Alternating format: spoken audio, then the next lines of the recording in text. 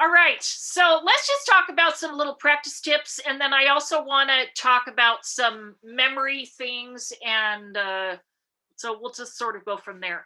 And I did everybody get the handout?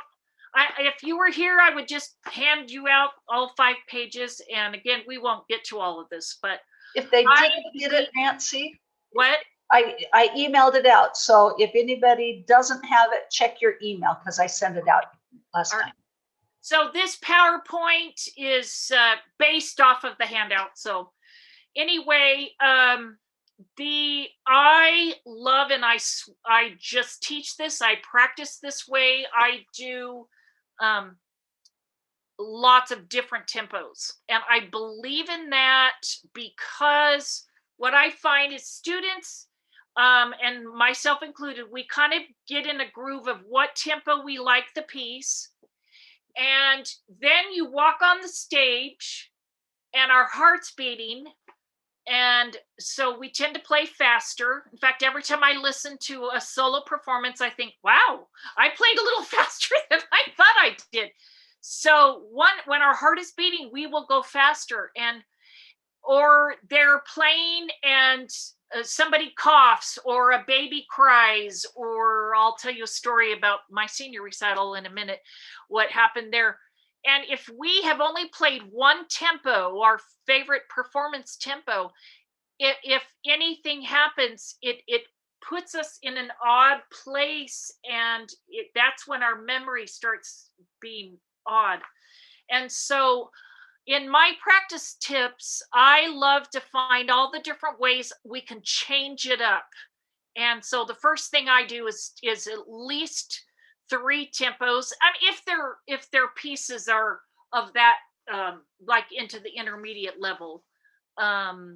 In beginning students, elementary, a lot of times I'll just do 2 different tempos, but just changing it up helps them.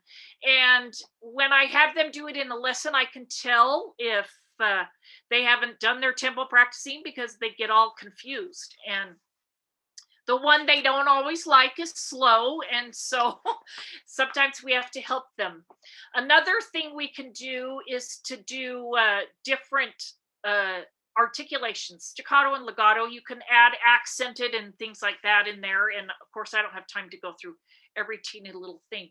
But if you take Bach, for instance,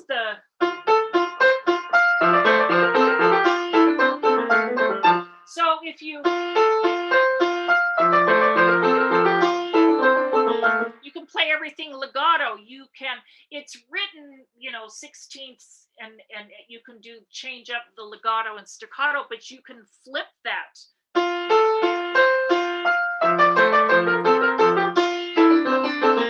You can do lots of things. And again, by changing it up, it helps so that muscle memory is not the only thing carrying them through. You can do loud and soft. So you can say, okay, let's play both hands loud, both hands soft. You could do right hand loud, left hand soft, and vice versa. You could do one line loud and one line soft. You can just do lots of changing it up just to give them variety, and that helps, especially if they're in the review phase and they're kind of getting tired of the piece. It gives them a lot of things to think about. So any questions on that? Now I'm going to go to the next slide and then I'll come back. But rhythmic practice, I love this. And it doesn't work for every student. I don't know. Can you see that? Whoops. Let me go back. Ooh. So Graham Fitch, he has a website called Practicing the Piano, and he's from England, and he's awesome. And I've watched a lot of his videos, and he is a great teacher. And he has an article, and I've got it referenced on the handout. And he calls it On Dotted Rhythms. And and this is his chart. So just so you know, that's why I put his name here. he has all these different ways of doing rhythmic practice. And this is when you have a passage that's technically difficult, but they're even notes. And so let's just take, let me see, I'm going to get out of this and go to, let me find the Bach. I have to move. It's not coming up. Here we go. Can you see that? Hopefully. All right, let me go. All of my things are, there we go. Okay. Okay, so the Bach invention. Let's say this second line, second and third measure. So measure 4 and measure 5 and 6. The student is, whatever they're doing. It's not even. You've worked on the hands and you want it. So if we take some of what Mr. Fitch has done, he says do a kind of a dotted rhythm. So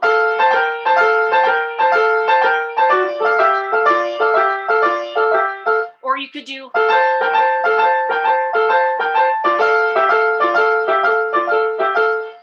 there's also, you can make like an 8th note and dot it to a triplets.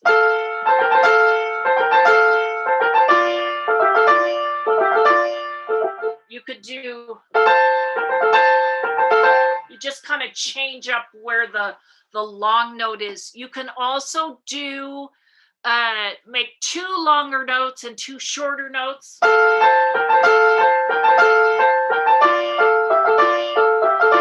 Or you could do, let's see, and you make the shorter notes really short. So there's just that list just has lots of things on it. I find with intermediate students, they love the long short, just the basic dotted rhythm. Or and again, by changing it up, it gives them something else to think about, and there you go. So let me get out of this.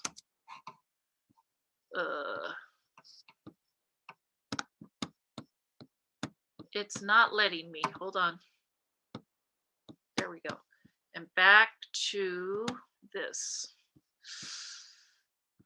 Okay. All right. So if anyone has questions on rhythm practice, let me know. Backward practice. This, I'm a huge proponent of it. I am not a huge, this is just my opinion. In my, throughout my life, if I learn a piece backward, so I start with the last phrase and do that, and I've done that a few times, it always feels strange to me. I don't know why, and that's just me. And I talk to lots of people who swear by this, and I do. But I learn my piece forward, and the minute it's learned, I practice it backward. And that's just my pattern. But I'm not one for learning it backward. But you have to figure out what's best for you. I love this because when you practice backward, you get every part of the piece. It gets equal treatment usually. When students start from the beginning and practice, even if they're good practicing sections, they can get tired halfway through. And so it's great to start at the end and make the end as wonderful as the beginning. The other thing you can do if they're old enough to understand this is you can have them, okay, this week start in the middle, or change up every day where you start. But I always love going backward. And the reason I do is that, let's say I practice section 8 and then I practice section 7, then I put those two together. Then I go to section 6, and then do that, and then I do 6 and 7 together, and so on and so forth, and I just keep moving up one section. And by doing that, I have practiced every phrase with the one before and the one after, and then I'm going backward, and I love practicing like that. As I've mentioned at the beginning, I love doing different size sections. You could say do a line at a time. Most of the elementary level music, a lot of times each line is a phrase, not always.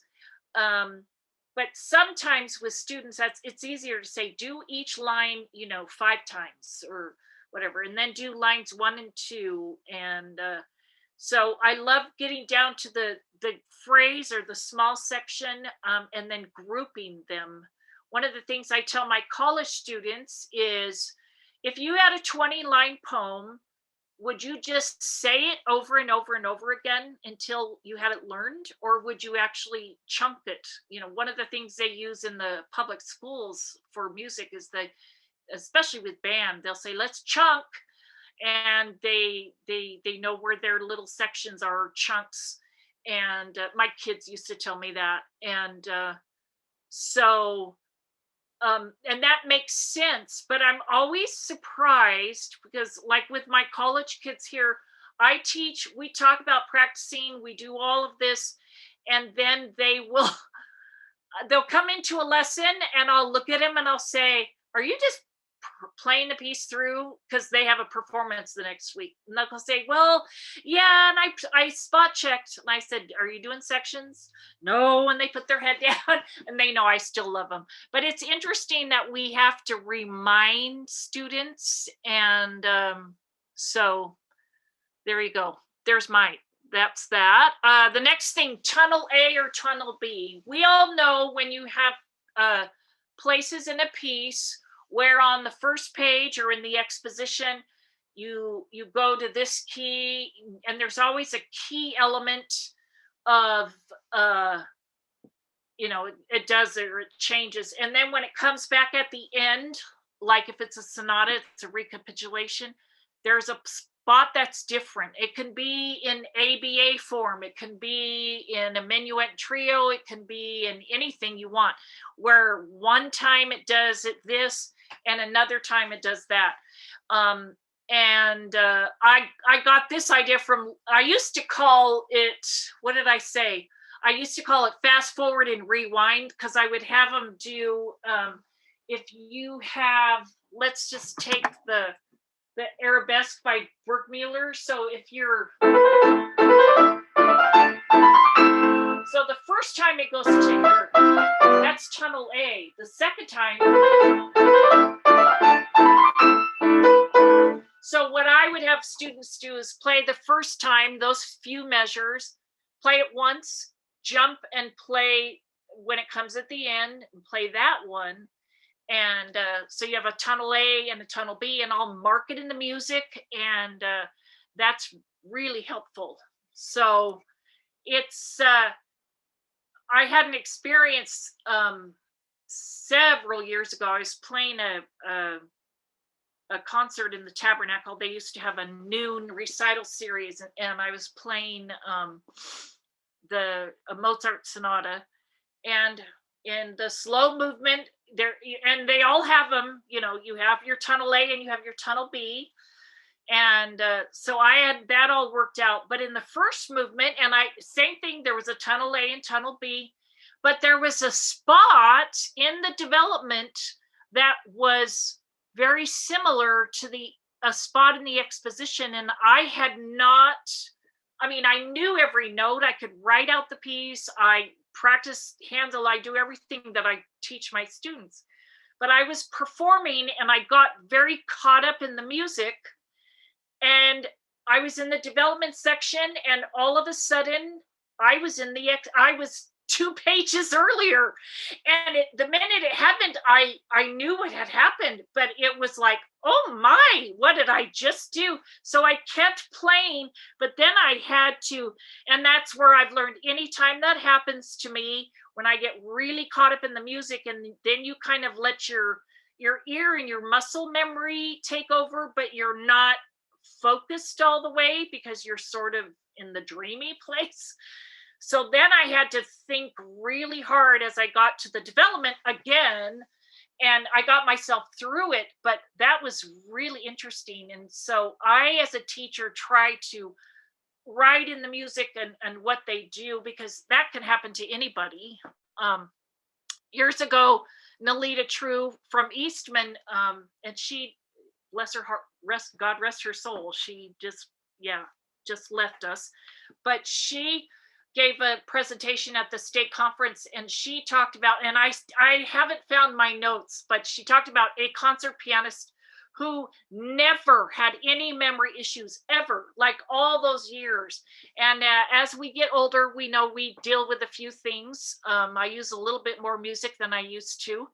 And apparently he had a memory slip in a performance, and he was so caught off guard that he didn't know what to do.